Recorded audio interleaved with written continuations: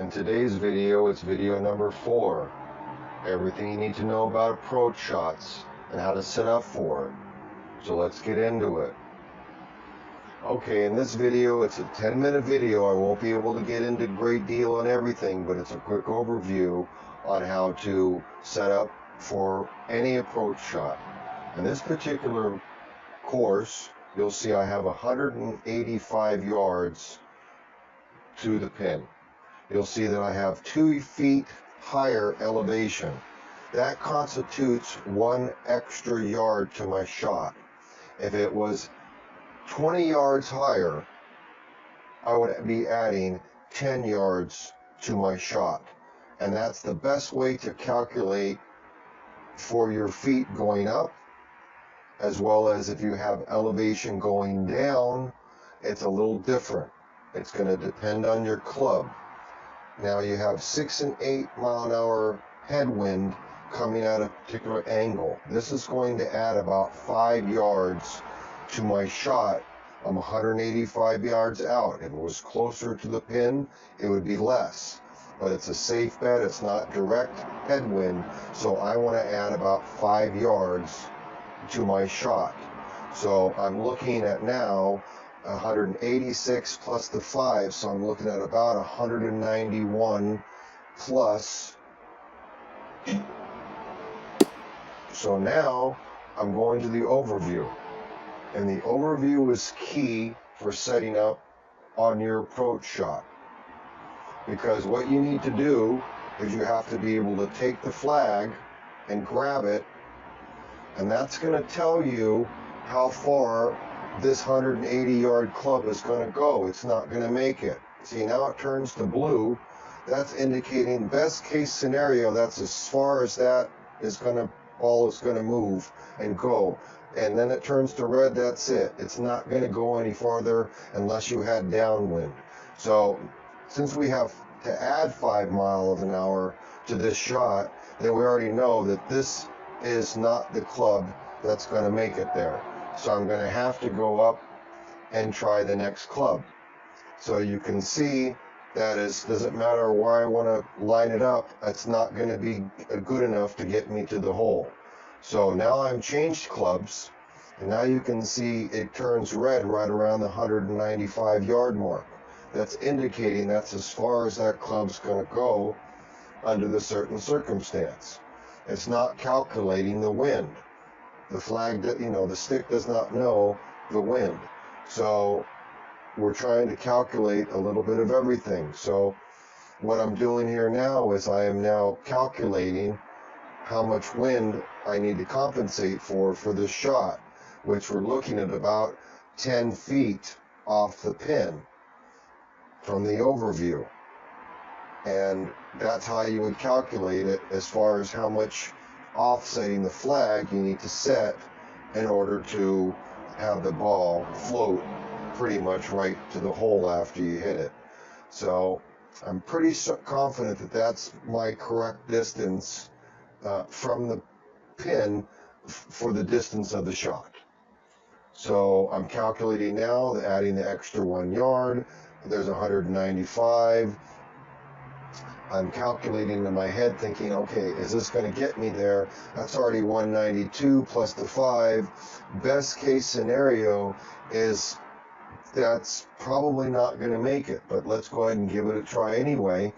We're using the ball dot, which is going to dictate a little bit of ball characteristics. So if I use full forward spin, it's going to give me a little bit of distance, but not much. So in this particular case, we're going full back spin. We're going to give it a shot. Here we go. Now I hit it early because I'm running software, which it's not being very kind to me as far as giving me a smooth meter, as you could tell. So let's go ahead and give this another try. And I'm demonstrating that even the 195 club isn't going to get you there. So let's go ahead and give it a try again for demonstration purposes. So let's go ahead and do a little bit of calculation, lining up the flag, and here we go. Much better hit. Let's see what it's going to do. It looks good. I mean, hey, I'll take that any day, but if you want to turn champion, that's not good enough. You now need to know how to make it even better. So follow with me here, folks. Going right back, going to change the flag. We already know that's the pretty much ball flight that we need, but we're going to need to up a club. So this is what we're going to do. We're going to go ahead and calculate in what we need. We're going to up to now the 210 club. We know the 210 is a little bit too much, so we're going to have to back it off. We have to calculate. There's my 210. There's my 200. And right in the middle is around 205. So I want my club to be, my power range to be between 205 and 200. That's going to give me the best possible chance to get the right power. So we need the combination, the right power, the right flag distance, and here we go. Let's take a look. Boy, was I late on that. But we're going to see where it's landing, and we'll say, hey, most people will take that shot all day long, but again, not good enough. We're learning here, so let's go back. We're going to do this again. We're going to take a mulligan. Since we're now on track, as you would say, we're going to go ahead and move that flag back, get it back to the position. We now know where that needs to be. We now know we're just looking for a good swing and a good contact. Oh, I got to back out of this. I went to full strength. It would have been way over, so just bail out of it. Let's do it again. Here we go. Wow, way early.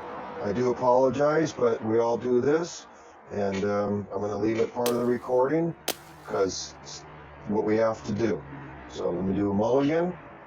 I have a feeling we're going to be getting close on this. So here we go. Third time's a charm.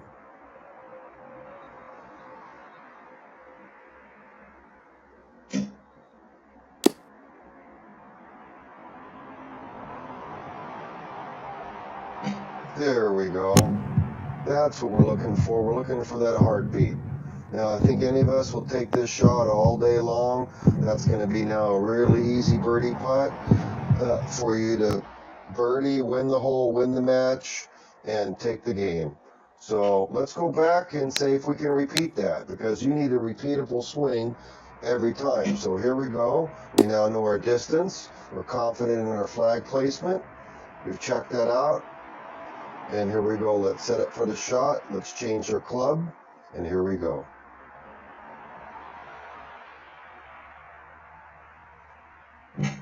Boom. Number 2 heartbeat. So that's 2 in a row. All right. So now, another easy birdie opportunity for you. If you would like to follow my techniques, I think you'll like this. And no. Let's try for number 3. Can I get lucky? Can I get 3 heartbeats in a row? Let's see.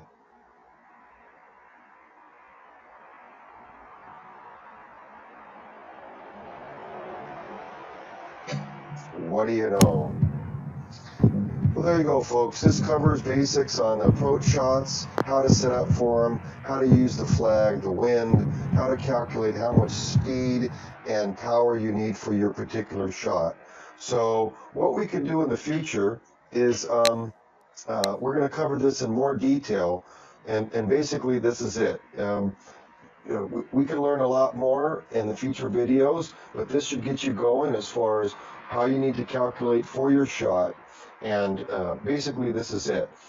If you can follow these techniques on how to set up for your shot every time, you're going to get a particular club from the caddy, and a lot of times that's not the caddy, the club that you want. So you have to then check and make sure that your calculations for the particular hole is right.